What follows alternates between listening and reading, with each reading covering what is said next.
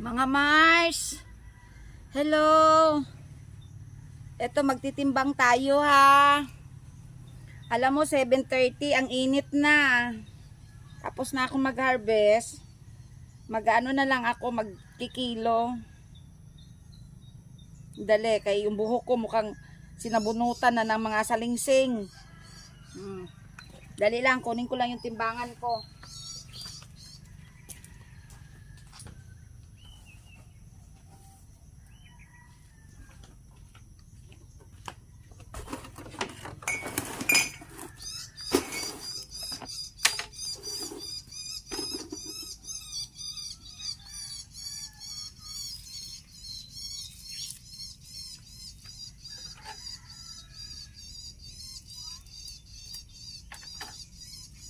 Timbang tayo.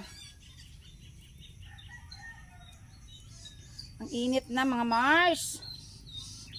Buti na lang tapos na akong Tapos na akong harvest. Kaya tayo ngayon, magtimbang.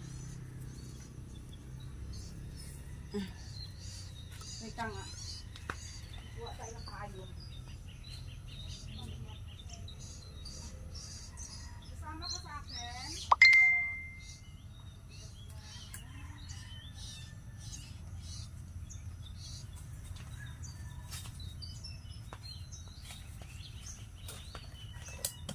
Kuha tayo ng payong mga kamars kasi dito sa may ayan, mamayungan kita muna. Init masilaw. O diba? Kita mong 400 na yung grado ng mata natin. Ang haba ngayon mga kamars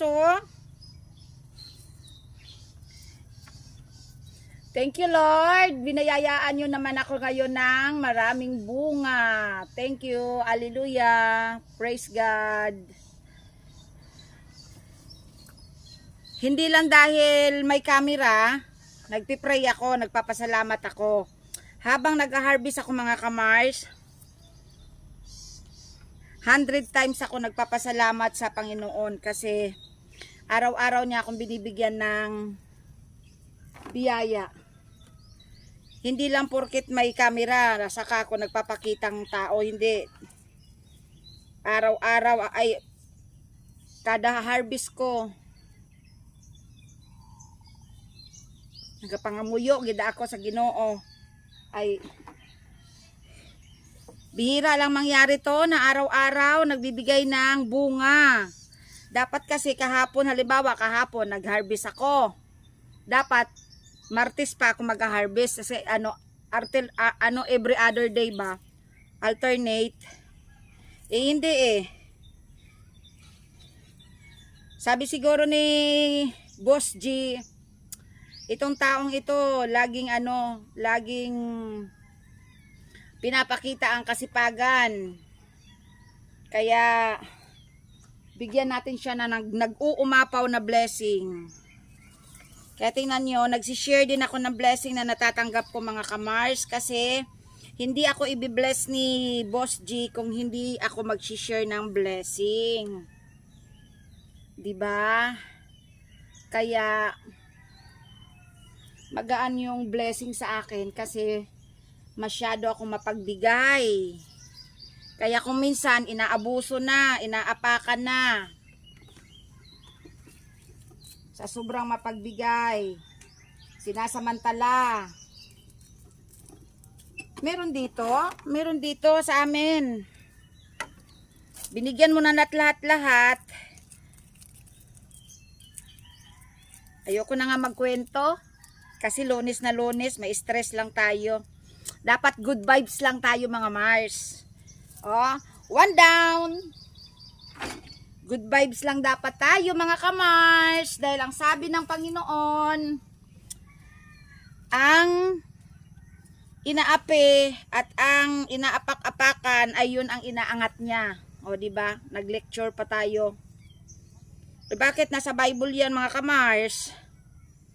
Kung sino yung nagpapakumbaba, yun ang inaangat ng Panginoon. Kung sino yung nagmamataas, yun ang binabagsak, lagapak. 'di ba?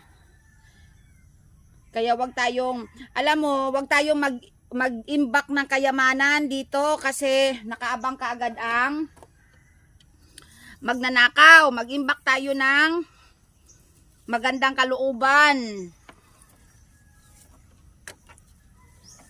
para nakikita ng nasa taas na mabuti yung hangarin natin sa kapwa natin. Ang kasabihan nga, batuhin ka ng bato, batuhin mo ng tinapay, kahit na ichismis ka, kahit na gawang ka ng kwento, kahit gawang ka ng isyo, sige lang, kasi hindi naman yan babalik sa atin ang karma. Ang babalik sa atin is good karma. 'Di ba? Naniniwala ako diyan. Dahil kapag binabantayan mo ang buhay ng kapitbahay mo o ng isang tao o ng kapwa mo, triple ang kasamaan na babalik yan sa'yo. Kaya mag-impact ka ng kabutihang loob sa kapwa mo. Huwag kang maisyo. Huwag kang marites. Dahil sa akin ang marites, walang puwang sa aking pang araw-araw. Kasi hindi ako magkakapera niyan. Mabuti pa, nandito ako magmamarites sa inyo, mga kamars. Kasi pag na-monetize na tayo ni Meta, perang malupet. O, di ba? Real talk lang tayo, mga kamars. Huwag nating intindihin yung mga basher na, yung mga nagchichismis sa atin, mga nagbabantay sa buhay natin. Hay, nako, may stress lang tayo. Papangit lang ang ating beauty, mga Mars.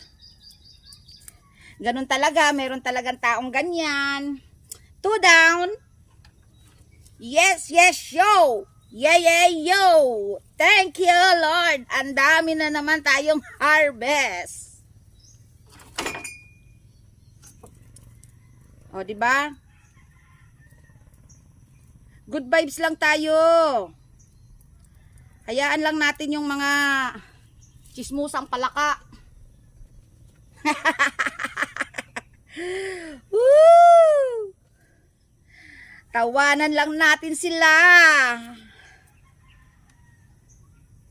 Hindi talaga maiwasan yan. May mga inggiterang frog. Kaya tuloy lang ang buhay. Dahil ako, ang motto ko, go lang ng go. Samantalahin habang yung blessing ay salo-salo mo pa. Saluhin mo lahat. Ang blessing ni Lord. O, diba mga kamars? Good vibes lang tayo. Kasi ginagabayan tayo ni Lord.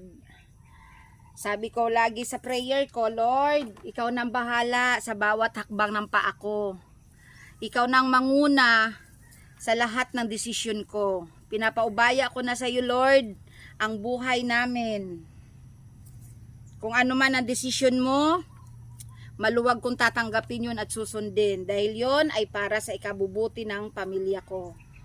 Amen! Hallelujah! Praise the Lord! O, diba? Kaya totoo naman talaga. Sa totoo lang naman talaga, mga kamars. Tested and proven ko na yan, mga Mars, sa buhay ko. Hinahayaan ko lang yung mga umaapak sa akin. Kasi hindi naman ako ang magdadala niyan sa pang-araw-araw ko na buhay. Kaya hinahayaan ko lang. Pinagpipray ko na lang sila na sana bigyan pa sila